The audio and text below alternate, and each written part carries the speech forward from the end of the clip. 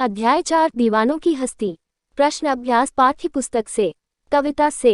प्रश्न 1। कवि ने अपने आने को उल्लास और जाने को आंसू बनकर बह जाना क्यों कहा है? उत्तर। कवि बेफिक्री भरा जीवन जीने वाला व्यक्ति है। वह अपने साथियों के साथ जहाँ भी जाता है वहाँ उनके दुख सुख में शामिल होता है और उनमें खुशियाँ बांटता है। वह अपने लक्ष्य अर्थात उन लोगों की खुशियों को स्थायी नहीं बना पाता है। वापस आते समय कवि और वे लोग दोनों ही दुखी होते हैं, इसलिए कवि ने ऐसा कहा है। प्रश्न 2। भिखमंगों की दुनिया में बेरोक प्यार लुटाने वाला कवि ऐसा क्यों कहता है कि वह अपने हृदय पर असफलता का एक निशान भार की तरह लेकर जा रहा है? क्या वह निराश है या प्रसन्न है? उत्तर। कवि अभावग्रस्त तथा दुखी लोगों के बीच प्यार तथा अपनत्व प्रकट करते हुए उनमें खुशियां बांटता है, अर्थात उन्हें स्वतंत्रता रूपी अनमोल खुशी देना चाहता है, पर अपने प्रयास के बाद भी वह ऐसा नहीं कर पा रहा है। इस असफलता का भार वह अपने हृदय पर लेकर जा रहा है। इससे लगता है कि कवि निराश है। प्रश्न 3। कविता में ऐसी कौन सी बात है जो आपको सबसे अच्छी लगी? उत्तर। कविता के अंदर अनेक ऐसी बातें हैं जो मुझे अच्छी लगी। कविता में बेफिक्र तथा मस्त जीवन जीते हुए दूसरे की खुशियों को ध्यान में रखने का संदेश दिया गया है। खत सुख दुख को समान भाव से ग्रहण करने की प्रेरणा मिलती है। कविता में अभावग्रस्त लोगों में खुशियां बांटकर उनका दुख दूर करने की बात कही गई है। इससे एकता, समानता, प्रेम तथा सद्भाव में वृद्धि होगी। कविता से आगे। प्रश्न 1। जीवन में मस्ती होनी चाहिए, लेकिन कब मस्ती हानिकारक हो सकती है?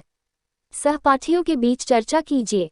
उत्तर। मनुष्य को सारी चिंता फिक्र छोड़कर मस्ती भरा जीवन जीना चाहिए, किंतु हमारे द्वारा की गई मस्ती से किसी का अहित होने लगे या उसकी भावनाएं आहत होने लगे तो वह मस्ती हानिकारक हो सकती है। हमें दूसरों के जीवन या स्वतंत्रता में दखल देने का कोई हक नहीं है।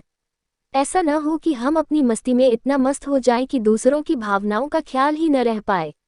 अनुमान और कल्पना। प्रश्न 1। एक पंक्ति में कवि ने यह कहकर अपने अस्तित्व को नकारा है कि हम दीवानों की क्या हस्ती है, आज यहाँ कल वहाँ चले। दूसरी पंक्ति में उसने यह कहकर अपने अस्तित्व को महत्व दिया है कि मस्ती का आलम साथ चला, हम धूल उड़ाते जहाँ चले। यह फाकामस्ती का उदाहरण है। अभाव में भी खुश रहना फाकामस्ती कही जाती है। कविता में इस प्रकार की अन्य पंक्तियां भी हैं।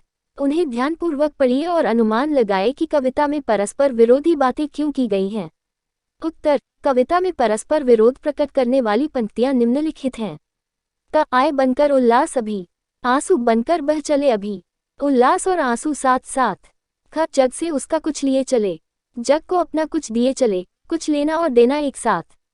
दो बात कही, दो बात सुनी, कुछ हंसे और फिर कुछ रोए, हंसना व रोना एक साथ।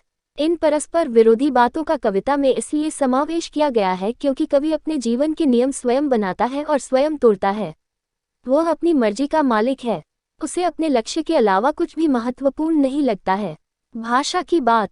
प्रश्न 1। संतुष्टि के लिए कवि ने छककर, जी भरकर और खुलकर जैसे शब्दों का प्रयोग किया है।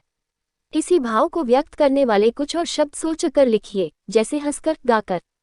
उत्तर। संतुष्टि का भाव व्यक्त करने वाले कुछ शब्द प्रसन्न होकर, तृप्त होकर, जी भरकर, परिपूर्ण होकर, मस्त होकर आदि। तो बच्चों, यह थी आज की वीडियो।